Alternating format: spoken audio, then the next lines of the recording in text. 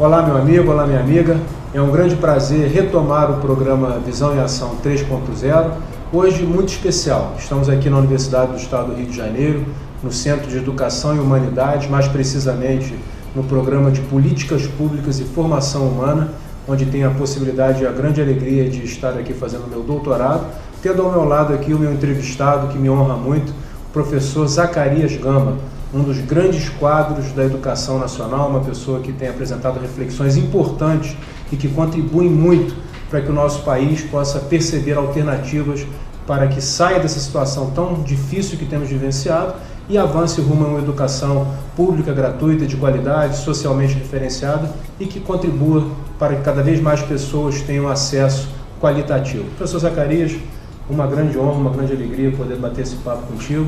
E, primeiramente, eu queria que você falasse aqui com a população de Friburgo, de toda a nossa região, um pouquinho aí da sua trajetória, dar as nossas aqui boas-vindas a todos que nos acompanham nesse momento. Muito obrigado, Marcelo, pela oportunidade.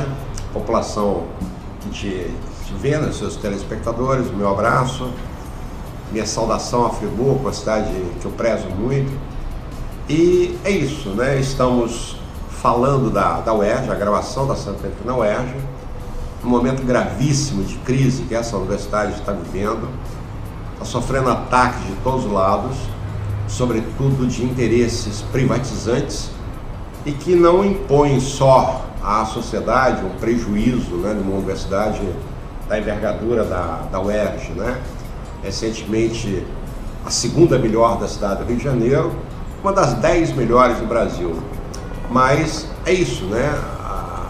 Os privatistas estão assanhados, né, querendo imediatamente se apropriar, não apenas da UERJ, mas do sistema educacional brasileiro. Estão fazendo isso com muita gana, né, com muita sede, estão indo muito rápido ao poste. Mas é lamentável, porque privatizar significa privar, significa que uma coisa que é de todos passará a ser de alguns, né? E quem tem dinheiro terá acesso a uma educação superior. Quem não tiver dinheiro está fora dessa educação superior ou se endividando com programas de bolsa pagáveis após a formatura, né? Tipo FIES, tipo as bolsas de um banco espanhol que atua muito nessa linha, financiando, que é a grande forma capitalista de fazer dinheiro, né? O banco faz dinheiro emprestando. O seu principal serviço é empréstimo, venda de crédito, né? E a volta é muito vantajosa. Então, privar a sociedade fluminense, privar a sociedade brasileira de um parque universitário instalado, como nós já temos, é muito ruim para o nosso desenvolvimento, né? O nosso desenvolvimento estratégico, sem dúvida nenhuma, ele sentirá muitos impactos de uma possível privatização em larga escala. Só para os seus telespectadores, né, terem uma dimensão da coisa, o Brasil hoje tem em torno de 2.400 universidades, das quais 2.000 são mantidas por entidades privadas, são administradas segundo o direito privado. Apenas 400 são públicas, são federais, estaduais e até municipais. E estão sofrendo hoje esse ataque de um governo que, na sua plataforma de governo, chamada Ponte para o Futuro, já estabelece um congelamento de gastos de custeio e financiamento dessas universidades durante 20 anos, né? E são esses impactos que a gente está vivendo e sofrendo muito com isso. Que é a famosa PEC do teto do gasto público, né? Pois é, essa PEC do gasto público, né, que congela mesmo concursos, gastos, etc., ela está nos fazendo sofrer muito. De um lado você tem um ataque federal, de outro lado você tem um ataque estadual, né, o ajuste fiscal do Rio de Janeiro, onde, inclusive, pela primeira vez vem por escrito que o Rio de Janeiro deve repensar a oferta de ensino superior. E esse repensar da oferta de ensino superior, conforme as pressões momentâneas, é no sentido da privatização, né? O governador atinge frontalmente a UERJ, principalmente. Atinge diretamente, frontalmente a UERJ, que, para vocês terem uma ideia, chegou a dever, né? O Estado chegou a dever 4 meses de salários, até hoje não nos pagou, até agora não nos pagou o mês de agosto, não pagou 13º, não pagou férias, e tão ruim quanto isso é que não há nenhum repasse de verbas de custeio e de financiamento para essa universidade. Para ela funcionar, precisaria de uma passagem regular de verbas, né? Porque nós temos muitos laboratórios, nós temos muitos ateliês, porque a população às vezes pensa na universidade só do ponto de vista da educação, né? Não, isso aqui é uma universidade de ponta, é uma universidade de pesquisa, com muitas patentes registradas, com muita coisa importante desenvolvida em laboratórios. Nós temos um trabalho social do direito, da engenharia, da biologia, das ciências sociais, né? Um trabalho gratuito realizado junto da população, desde atendimento médico, odontológico, né? Até ajuda a fazendas de pescadores em Angra dos Reis, e vai por aí afora. A terceira idade através da UNAT. A terceira idade através da UNAT, que é um grande programa, isso sem falar no programa de cotas, né? É a primeira universidade a implantar o sistema de cotas. Estamos agora no ano, né, de avaliação, e já tem gente falando da necessidade de cortar, né, o sistema de cotas. Então são ataques assim terríveis que a gente não sabe mais de onde é que vem. Então poderíamos dizer que na verdade não é um problema pontual, nem localizado, é quase que uma desestruturação geral da universidade pública, gratuita, de qualidade, de certa forma capitaneada até por essas orientações do próprio governo federal. O governo federal, ao assumir, né, claramente, explicitamente, uma cartilha neoliberal, ele vai trabalhar muito nessa linha, né, de diminuir a abrangência do Estado, sobretudo nas áreas de apoio social. A máxima do neoliberalismo é o homem feito por si mesmo, né, o que os americanos chamam de o self-made man, né? Então, nesse caso, cada um deve ser o seu próprio sustentador, né? Ser o próprio responsável pela sua educação, pela sua saúde, pela sua aposentadoria. Então essa minimização do Estado supõe exatamente transferir para o indivíduo, transferir para as famílias as suas condições de sobrevivência e de existência social, entendeu? Então o Estado, em tese, ele não te fornecerá mais absolutamente nada. É meio como nos Estados Unidos, uma grande potência que sequer oferece uma saúde pública gratuita como nós, o SUS, que é um modelo de referência mundial, mas os Estados Unidos, que tem 60% do seu orçamento como verba militar, ele não oferece uma proteção de saúde pública para a sua população. Verdade. Professor, a gente vai dar aqui uma breve interrompida para retornarmos com esse tema, e a gente sempre fala na UERJ, na universidade, que é o UERJ Resiste. Tivemos agora recentemente um resultado importante, demonstrando que a qualidade da pós-graduação na universidade continua existindo, mesmo em meio a todos esses ataques, em meio a esses problemas.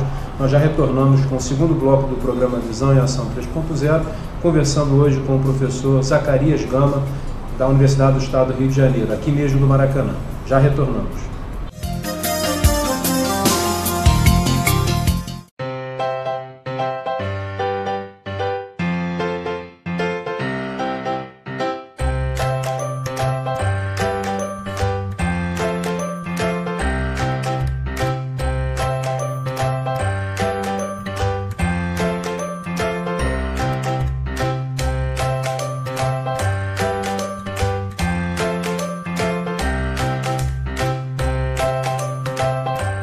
Betalar, segurança eletrônica. Um ensino de qualidade é construído diariamente e de forma constante. E há 25 anos, o Centro Educacional Crescer oferece uma estrutura completa para o desenvolvimento dos alunos, através de um ensino personalizado para um melhor aproveitamento. O Centro Educacional Crescer está localizado bem pertinho de você, no bairro das Brownies, em uma área ampla e com muito verde. Centro Educacional Crescer, aprendizado que marca a vida. Matrículas abertas, do maternal ao 9º ano. Rua Euclides da Cunha, número 20, Brownies, 2523-3172. Na hora de abastecer seu veículo, vá direto ao posto Vila Guarani. Lavagem, lubrificação, abastecimento e troca de óleo. Aqui você encontra ótimo atendimento com profissionais capacitados para executar um trabalho rápido e eficiente. Além disso, sempre tem uma promoção diferenciada para você. Posto Vila Guarani, combustível com qualidade e preços imbatíveis. Avenida Emil Cleff, 71, bairro Ipu. Telefone 2521-1477.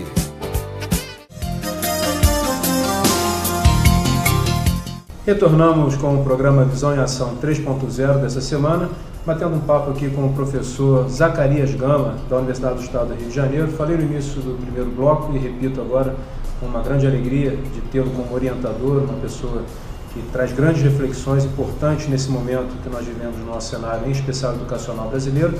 E falávamos no final do primeiro bloco, professor, sobre esse resultado que a CAPES, que é a Comissão Permanente de Aperfeiçoamento de Nível Superior, sinalizou essa semana em relação à qualidade da pós-graduação brasileira.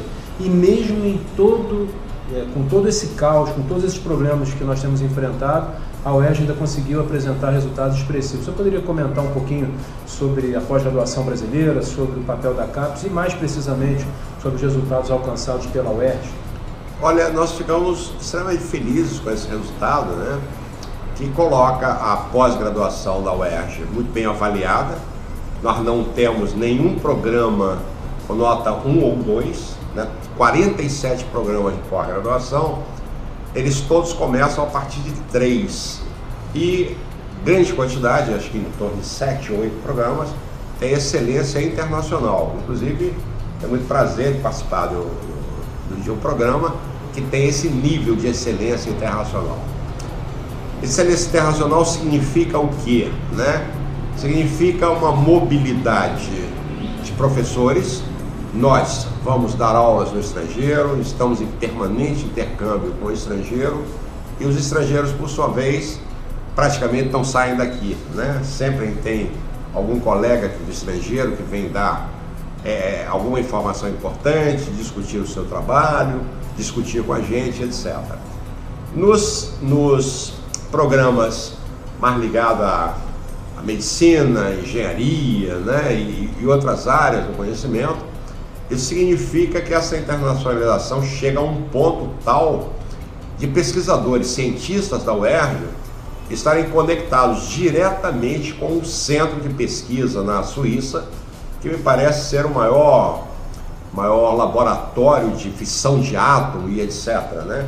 Nosso cientista aqui, que é o coordenador de uma equipe brasileira de 50 e poucos cientistas, ela participou recentemente da famosa descoberta da partícula de Huygens, que é a partícula de Deus, né?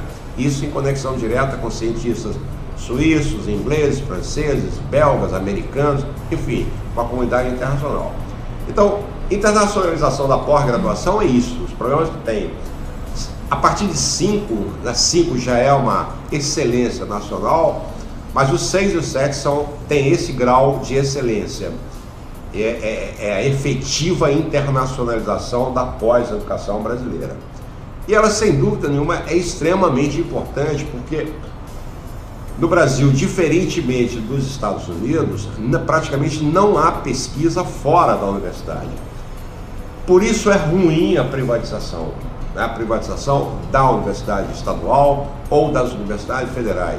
Porque essa pesquisa aqui hoje, ela tem um caráter social, ela será privatizada amanhã.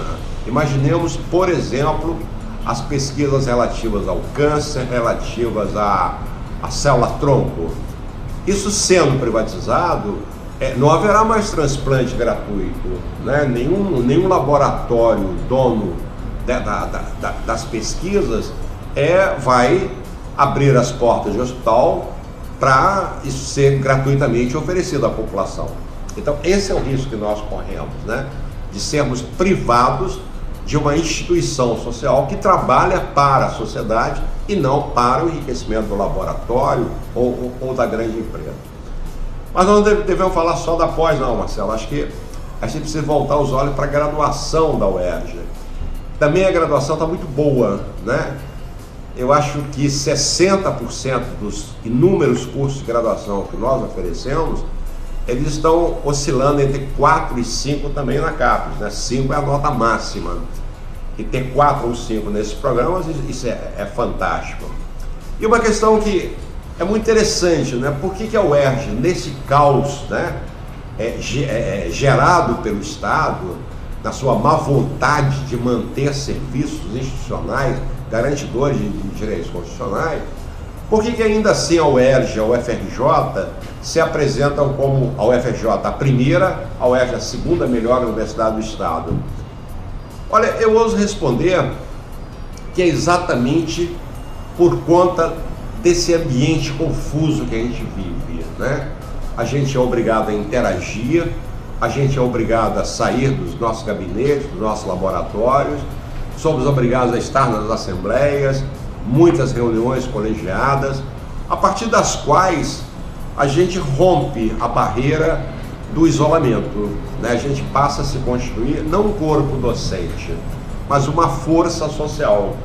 Então nós temos, né, uma visão de totalidade da universidade, sabemos das suas fragilidades, sabemos o que devemos construir a despeito de toda a crise, e assim como força social, a gente vai vencendo, né, essas má vontades, a gente vai vencendo essa falta de financiamento, às vezes até colocando dinheiro no próprio bolso, mas isso é um prejuízo para o Brasil não investir nessa força social para o seu próprio desenvolvimento estratégico. Verdade. E, professor, em Nova Friburgo nós tivemos há alguns anos uma perda muito importante, que foi a extinção, o fechamento da Faculdade de Filosofia Santa Doroteia, que formava docentes. E se não houvesse a existência do CEDERJ, o Polo CEDERJ em Nova Friburgo, hoje nós teríamos totalmente comprometida a formação docente, em especial para ensino fundamental e ensino médio. Eu queria que o senhor falasse também para os nossos amigos e amigas como foi a sua participação lá na origem do CEDERJ. Sei que o senhor foi um dos precursores, uma ideia extremamente interessante e que impactou positivamente todo o Estado, e falo especificamente de Nova Friburgo, exatamente por essa carência. Em alguns momentos nós falávamos lá sobre o risco de um apagão educacional pela ausência da formação docente. E houve lá, numa das suas aulas, o senhor comentou sobre a origem, eu achei muito interessante a gente abordar esse tema também. A gente começa a sentir que está velho para não ter histórias para contar, né? Já ter um currículo aí acumulado, acumulando várias experiências. De fato, eu sou um dos pioneiros do CEDERJ, né? Eu participei das primeiras reuniões, ainda eram feitas no Bannerjão. O secretário de Ciência e Tecnologia na época era o Vanderlei, eu não lembro o sobrenome dele, e nós não tínhamos um modelo, nós tínhamos que copiar um modelo da Suécia, da Inglaterra, ou do Canadá, talvez da Espanha. E preferimos nos aventurarmos pela criação de um modelo que pudesse atender à demanda do Estado do Rio de Janeiro. E o Rio de Janeiro tem uma situação muito particular. Pelo fato de as universidades se concentrarem basicamente no Rio de Janeiro, existe um despovoamento do interior. Então vários municípios se envelheceram muito rápido, porque a sua juventude sai para estudar na capital e não volta. Isso a gente precisava de resolver a partir de um ponto de vista econômico, né? Voltar a crescer o interior. O Rio de Janeiro se desenvolveu bastante. Por exemplo, é um estado em que o seu interior praticamente extirpou o analfabetismo, né? Tem muito município pequenininho que tem 0% de analfabetismo. Mas a questão era séria. A partir de 96, quando a LDB determinou que nenhum professor da escola básica poderia deixar de ter um curso superior, nós tínhamos que começar a oferecer isso imediatamente para zerar o déficit de professores, né, com nível superior. E conseguimos, com muito empenho, um projeto muito interessante, uma segunda intenção no projeto, que eu já falo logo em seguida, começamos com muito sucesso a oferecer à distância a formação de professores, né, em pedagogia e também em algumas áreas das licenciaturas, tipo matemática, biologia e etc. Atualmente até ciências contábeis, né, o CEDERJ vem oferecendo. A segunda razão importante, ao mesmo tempo política, estratégica e econômica, era internalizar o ensino superior no estado do Rio de Janeiro. O esforço isolado, né, da UENF mostrava a necessidade e o potencial que o estado tinha de receber novos polos universitários, centros universitários, para que a sua população se fixasse nos seus municípios e tivesse um ensino superior de qualidade. Foi a partir daí que nós pensamos o CEDERJ, diferentemente, por exemplo, do Mato Grosso, ou diferente de Santa Catarina, e que os professores vão até os seus lugares, oferecem mesmo à distância, sem nenhuma preocupação com esta internalização. Então a ideia de polos a partir das prefeituras que oferecessem para o estado um prédio onde pudesse funcionar um centro universitário, ela começou a ganhar força. Uns prefeitos gostaram da ideia e imediatamente nós tínhamos a ideia de fazer 85 polos interiorizados, né? E houve coisas fantásticas. A prefeitura de Paracambi, por exemplo, colocou à disposição uma fábrica, né, que foi praticamente reformada para ser um polo de educação à distância, um centro cultural, enfim. E outras experiências muito bonitas aconteceram aí. Era para cada município desse ter muito carinho pelo seu polo de educação à distância, Marcelo, no sentido de transformá-lo numa universidade estatal, uma universidade pública. Mas as questões políticas, as brigas entre prefeitos e governadores, né? Prefeitos e prefeitos, partido disso versus partido daquilo, de certa maneira congelou o CEDERJ a não ir para a sua etapa mais definitiva, a sua etapa mais importante, que é dotar Friburgo, né, de uma faculdade pública, de boa qualidade, de formação de professores. Quer dizer, ele cumpre o seu papel parcialmente. Atende a população na ausência da universidade pública, da faculdade particular, melhor dizendo, mas não evolui. Então a população de Friburgo precisa, né, se organizar municipalmente e fazer cumprir a destinação histórica do CEDERJ, criar universidades no interior. Que seria uma universidade completa de formação de professores. Exatamente. O que é interessante é que ela deve ser um germe da universidade pensada pela municipalidade. A cidade de Juí, no Rio Grande do Sul, por exemplo, conseguiu ter uma grande universidade nacional, a Unijuí, que é uma universidade da municipalidade. Então não existe uma lei que as universidades têm que ser federais ou estatais. Elas podem ser organizadas e devem ser, de preferência, organizadas pela sociedade. Até porque estariam mais vocacionadas para atendimento das demandas. Sim, claro, claro. Muito bom, professor.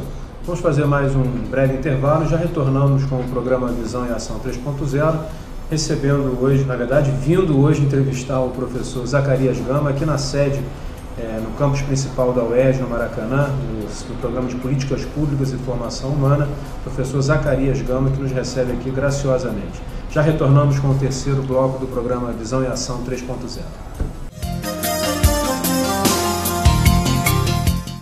Quando pensa em escola, você já sabe a fórmula. Horário, uniforme, caderno. No Miosotes, tem tecnologia nessa equação. Tem preparação para o vestibular.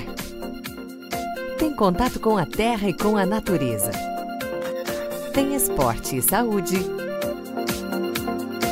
E muito espaço para brincar.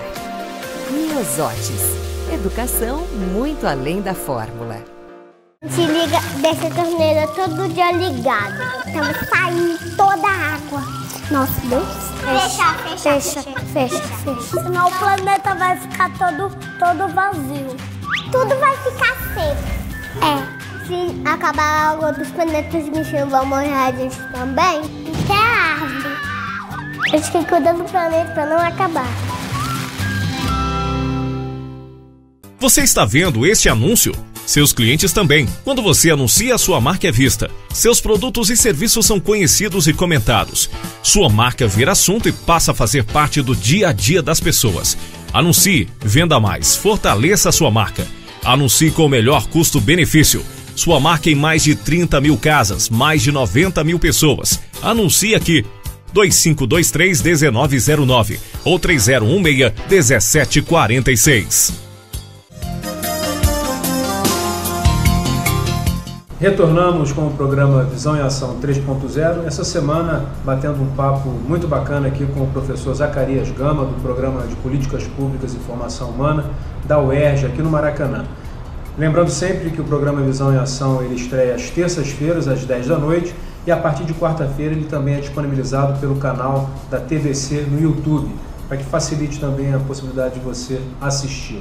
Professor Zacarias, falamos muito sobre educação num sentido mais objetivo, mais prático, falando de graduação, pós. Agora vamos abrir, fazer aí uma análise mais ampla, porque na verdade vivemos tempos preocupantes, tempos que eu costumo dizer com os meus amigos que eu não consigo ver túnel, quanto mais luz no fim do túnel. São tempos temerianos, né? Temerosos, difíceis. Como o senhor vê esse momento, e em especial os reflexos na educação brasileira? Olha, objetivamente, no primeiro bloco a gente já falou um pouquinho disso, né? Tem muita condicionalidade aí imposta pela uma ponte para o futuro, né? Em termos de congelamento mesmo das verbas e tal. Agora, eu acho, Marcelo, que essa crise toda está nos levando a refletir um pouco melhor.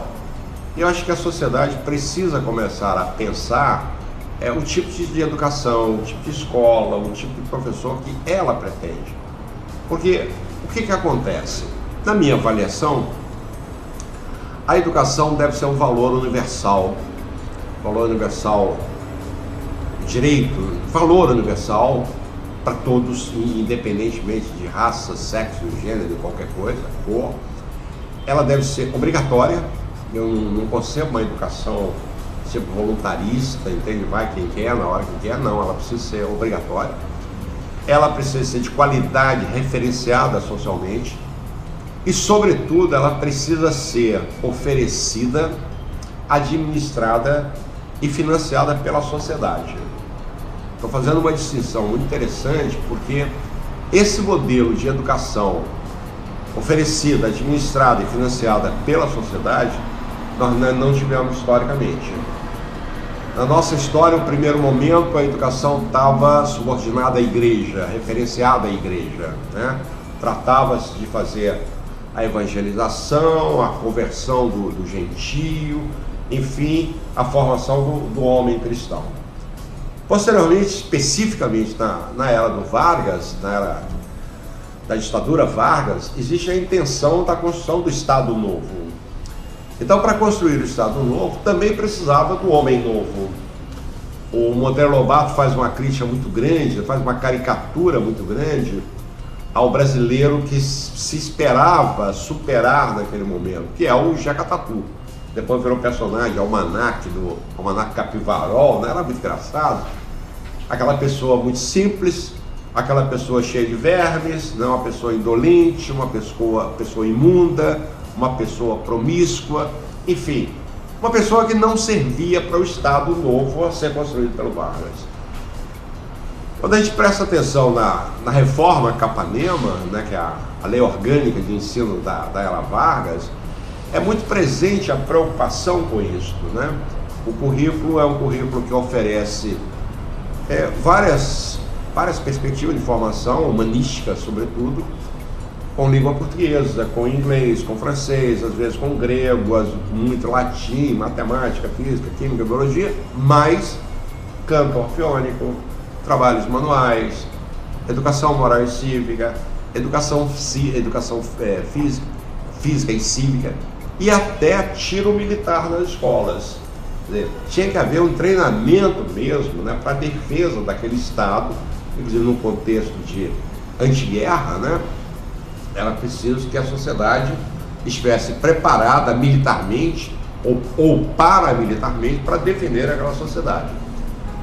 Posteriormente, já era Vargas, o que a gente tem? A gente tem a educação subsumida, isto é, subordinada pelo mercado. Isso é muito claro a partir de quem? A partir dos anos 80 para cá. Saindo da ditadura, a ditadura ainda, né, subordinando a educação aos interesses do Estado. Na época da ditadura, o importante era fazer o homem com formação técnica, como mão de obra barata para a sociedade toda, com um sentido de terminalidade muito interessante. mas subordinado à lógica ainda de um Brasil grande, né? Um Brasil poderoso, com grandes perspectivas de ocupar um lugar importante no concerto internacional das nações. Era um Brasil grande que a ditadura pretendia. Aliás, foi uma época de ouro do investimento nas universidades, né? As universidades, a partir da ditadura, que se transformam em centros excelentes de pesquisa. O Brasil não desenvolve mais institutos de pesquisa, tipo IME, ITA, INPA e outros tantos institutos, porque essa pesquisa seria melhor administrada, melhor induzida pelo Estado, num ambiente mais controlado por ele, no caso, as universidades. Então ficamos com os institutos que a gente tem, tiveram muito investimento na era da ditadura, desenvolvemos nosso projeto espacial, desenvolvemos fibra elétrica, desenvolvemos bactéria que contribuiu para a revolução do agronegócio com a soja, enfim, coisas extremamente importantes. Hoje, com a subordinação da educação ao mercado, nitidamente, né, a partir da crise do modelo de Estado de direito social, Estado de bem-estar social, com a crise do petróleo, a convicção de que o mercado, né, pode ser o agenciador de absolutamente tudo, ele pode determinar o funcionamento da sociedade, faz com que ele consiga subordinar a educação conforme seus interesses. Então se abre mão de uma formação humana ou técnica e tal, mas elástica, para uma educação voltada para simples competências, né? Para simples habilidades imediatamente consumíveis a preço de banana pelo mercado. Eu acho um paradoxo as pessoas que defendem competências de ficarem basicamente em cima dos chamados 4 pilares da educação, que aparece no relatório da Unesco, né? Que é educar para aprender a aprender, aprender a ser, aprender a fazer, aprender uma outra coisa lá, a estar. Eu fico pensando o seguinte, cadê as outras competências? Eu não sou uma pessoa que se reduz a 4 competências, eu preciso de competência para saber ouvir, eu preciso de competência para saber ver, para saber degustar, para saber beber, entende? Para saber sentir as coisas. Por exemplo, não há nem a preocupação de competência, por exemplo, de uma perspectiva mais sensualista, de acordo com os sentidos que a gente tem. Então fica uma coisa assim muito, sabe, muito imediata, muito é o que o mercado quer, essa nova rearrumação da reestruturação da economia, né? Pede um homem multifuncional, um homem para se adaptar na inexistência de mais colegas, ele vai aprender a controlar o robô, controlar isso, enfim, essa multifuncionalidade, essa capacidade de resolver problemas imediatos, mas que é insuficiente minimamente para esse indivíduo ser feliz depois de sair da fábrica. O mercado, e é como coloca o Adam Smith, né? Ele pensa no seu lucro, ele pensa na sua realização, ele só vai fazer alguma coisa positiva, socialmente positiva, como diz o Adam Smith, por um efeito impensado de uma mão invisível, não previsto. Por acaso dá certo, que é o tipo de uma rodovia. De repente uma rodovia passa no meio de uma cidade, há um processo ali de transferência de populações para outros locais, etc. Mas por acaso surge um novo polo residencial, um novo polo urbano ali, muito interessante. Mas foi por acaso, isso não foi pensado pelos caras que projetaram aquela estrada, ou que se tivesse preocupado com aquela população. Não se preocuparam com a população, se preocuparam com a estrada, mas por conta da mão invisível do capitalismo, houve um benefício ali, né? Então, esse momento que a gente está vivendo, de domínio da educação pelo mercado, tem que ser criticado pela sociedade. A sociedade precisa estar atenta para onde esse mercado está levando a formação da sociedade brasileira. Eu não gostaria de ter uma sociedade pautada apenas por 4 competências, ou como prefere o MEC, né? 5 competências e 21 habilidades. Isso é muito pouco. Eu quero um brasileiro mais safo para ir ao cinema, sabe, ser mais crítico de um programa de televisão, saber criticar a política nacional, a economia nacional, e não um homem meio robotizado que chega às 7 da manhã na fábrica, sai às 5 horas da tarde, senta para ver o jogo de futebol e acabou o mundo. Nem sabe amar direito, né? Eu acho isso uma coisa terrível. Esse é um grande risco que a gente corre hoje com esse modelo que está aí submetendo a todos. Claro, por isso que eu coloco, né, que a sociedade é que precisa tomar a liderança desse processo.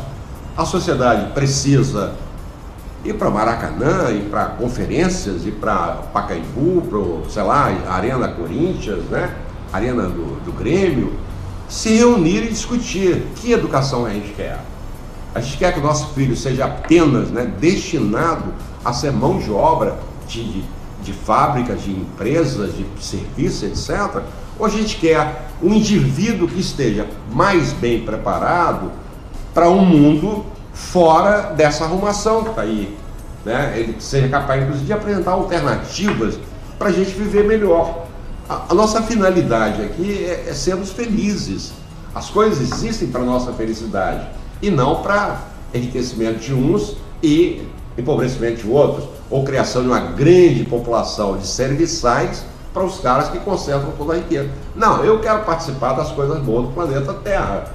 E é preciso de gente que entre fazendo essa discussão também, né? Gente que queira construir um mundo para os homens, como acontece, inclusive, em muita sociedade europeia. Elas são muito diferentes da sociedade americana, né? Você vai a Nova York, é aquela coisa de edifício, aquela coisa de mercado, aquela correria desvairada. Você vai na Europa agora, grande parte do comércio na Europa está de férias. Eu tive a oportunidade de estar há pouco tempo em Paris, né? Nessa época, o bairro Montmartre, por exemplo, 60% do comércio fechou. Porque as pessoas têm férias, então sai o patrão para fazer férias, sai o empregado para fazer férias, e se o lucro daquele mês vai ser igual ao do mês passado, não é o que mais interessa. O importante lá é que o trabalho é meio de felicidade, não é fim da vida, não é para estressar, é para criar condições para a gente ser feliz. Então eu tenho que inverter esse negócio todo, inclusive colocar a educação para liberar as nossas crianças, os nossos jovens, para serem felizes e não serem mão de obra barata desse mundo do mercado como está aí. Não embrutecidos, né? Não embrutecidos, claro que não. E sem jamais perder a ternura. Estamos finalizando o terceiro bloco e já retornamos com o quarto e último bloco do programa Visão em Ação 3.0, batendo um papo hoje com o professor Zacarias Gama, aqui na Universidade do Estado do Rio de Janeiro, no Maracanã. Já retornamos. Atenção nas ofertas da Drogaria Nacional. Adoçante Zero Cal 200 ml de R$ 7,99 por R$ 4,99. Kit 3CM 400 mais 200 ml de R$ 15,99 por R$ 11,99. Fralda geriátrica Big Frau de R$ 19,99 por R$ 15,99. Sabonete Nivea de R$ 1,29 por 99 centavos. Sabonete Pompom de R$ 1,99 por R$ 1,49. Fralda Turma da Mônica Tripla Jumbo de R$ 22,99 por R$ 18,99. Estamos atendendo via WhatsApp pelo número 992672825. Drogaria Nacional. Mais praticidade para melhor lhe atender. A terra só tem um pouquinho de água. A gente liga, deixa a torneira todo dia ligado. Fecha. Você pegar um balde, pegar a água onde lava as roupas, aí lava o carro. Eu cuido com muito carinho a água. O planeta é lindo demais, a gente não pode deixar ele morrer. Você tem diploma de curso superior? Ainda não, Fara. Que não dá tempo, né? Ainda com essa crise ainda, isso não dá. Mas com a Unopar, agora dá. A Unopar é a líder em EAD no Brasil, com o dobro de alunos da segunda colocada. É a única com aulas presenciais, transmitidas ao vivo. Vestibular agendado Unopar. Inscreva-se. Ainda dá tempo de estudar na maior e melhor universidade do Brasil. Veja só, o vestibular é agendado. Você agenda o seu dia e a sua hora. E a grande vantagem: matrículas R$ 59,00 para qualquer de nossos cursos. E o mais importante, agosto e setembro, você dilui nas suas parcelas que vem por aí. Então, gente, não tem o que esperar. Vamos estudar e vamos estudar onde? Na maior e melhor universidade à distância do país, que é a Unopar. Vem para cá, agende a sua prova, ainda dá tempo.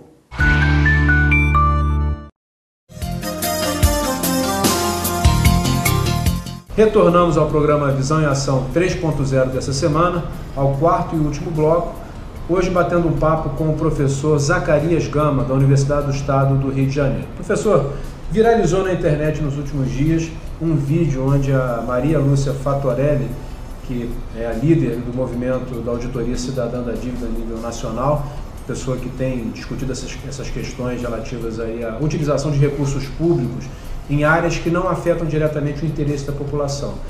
E nós sabemos que no nosso país o déficit educacional, de saúde e inúmeras áreas ainda é muito grande, configurando até mesmo um descumprimento de direitos e conquistas sociais.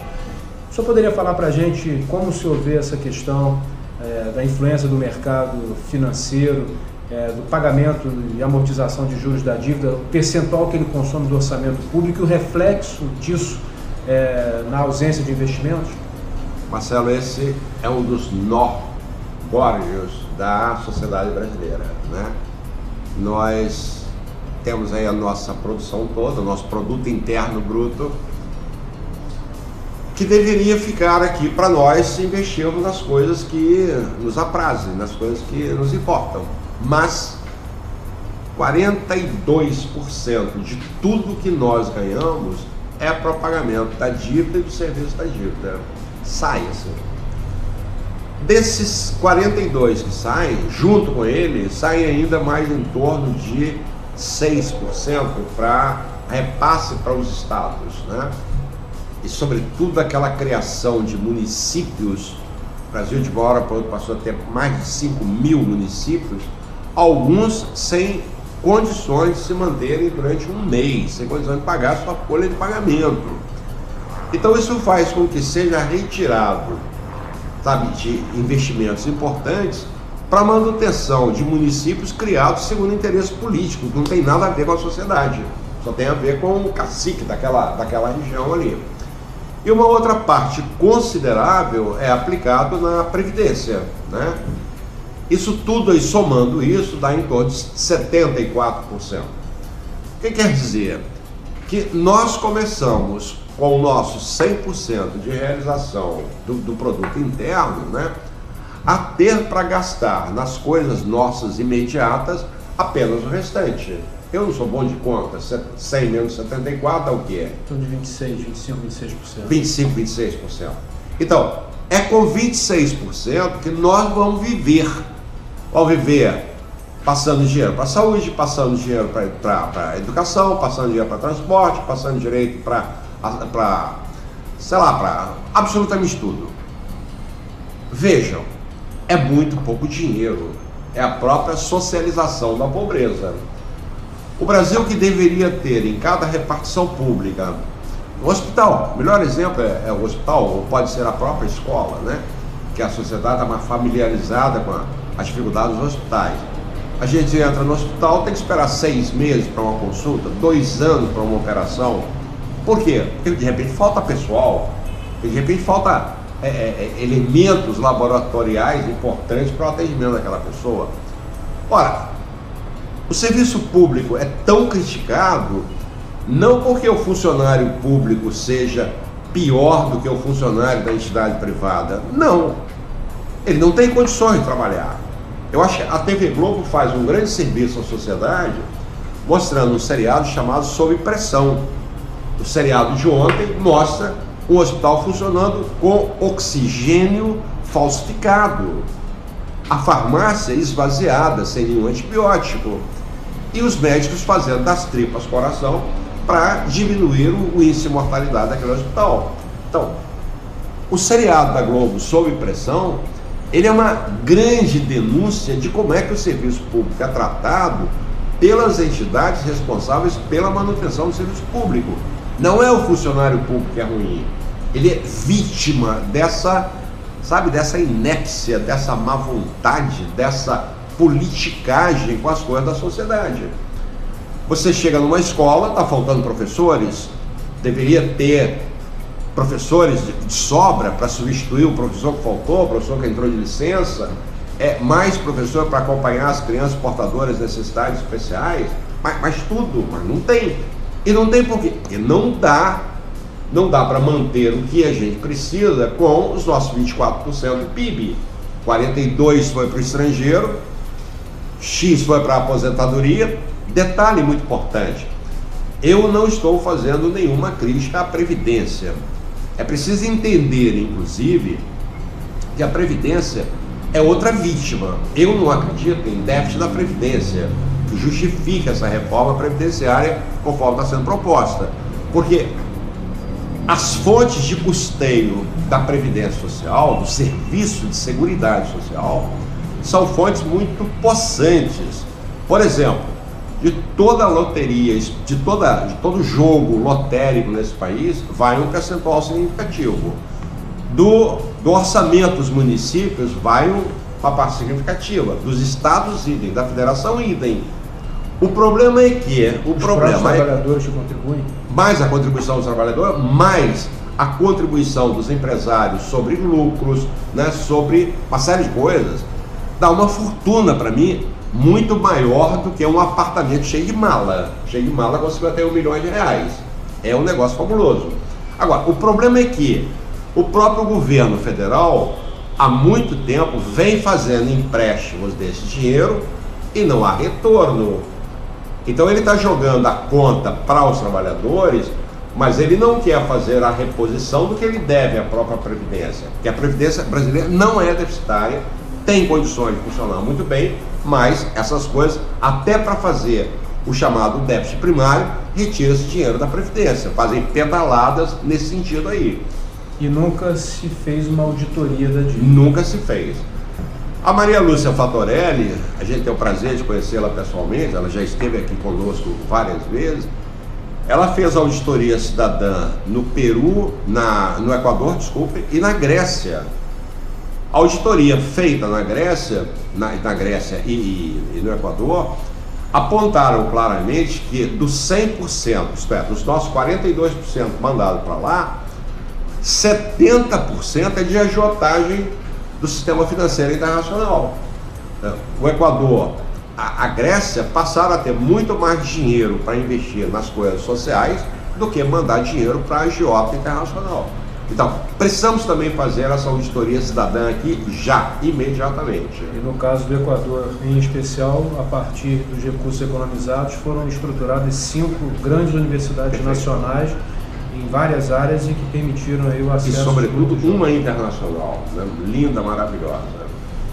Sr. Zacarias, eu quero aqui agradecer mais uma vez por essa excelente oportunidade. Sei que a sua agenda é muito corrida, tivemos aulas maravilhosas aí ao longo desse semestre, mesmo meio esse caos que a UERJ vem passando, o comprometimento docente, o seu em particular, demonstra realmente que a UERJ resiste, sobrevive e tenho certeza que vai sair muito mais forte do que entrou nesse período de crise. Queria que você deixasse aqui as suas considerações finais para os nossos amigos e amigas de Nova Friburgo, região, do estado do Rio, do país. Temos amigos que recebem o nosso programa em várias localidades e eu tenho certeza que puderam aqui usufruir desse conhecimento que o senhor adquiriu, acumulou ao longo do tempo. Houve um tempo, tá, Marcelo, que foi brincadeira, falando de Friburgo para o mundo, né? Mas agora isso é uma realidade. Com o YouTube, com a internet, a gente precisa estar muito atento. Foi um prazer estar aqui com você. A gente tem a oportunidade semanalmente, né, ter um papo muito interessante, mas eu acho importante programas onde o entrevistador, né, deixa o entrevistado falar, num serviço informativo para a sociedade, né, com menos formalidade. Tivemos aqui um papo bastante informal, mas acredito ter contribuído de alguma maneira para que as pessoas possam ter alterações nos seus pontos de vista, né? Agradeço, foi um prazer, um abraço, até o próximo. Professor. Um abração, até o próximo. Muito obrigado a todos que nos acompanharam até esse momento. Lembrando sempre que o programa Visão em Ação 3.0 estreia às terças-feiras, às 10 da noite, e a partir de quarta-feira ele também é disponível através do canal da TVC no YouTube. Um grande abraço e até a próxima.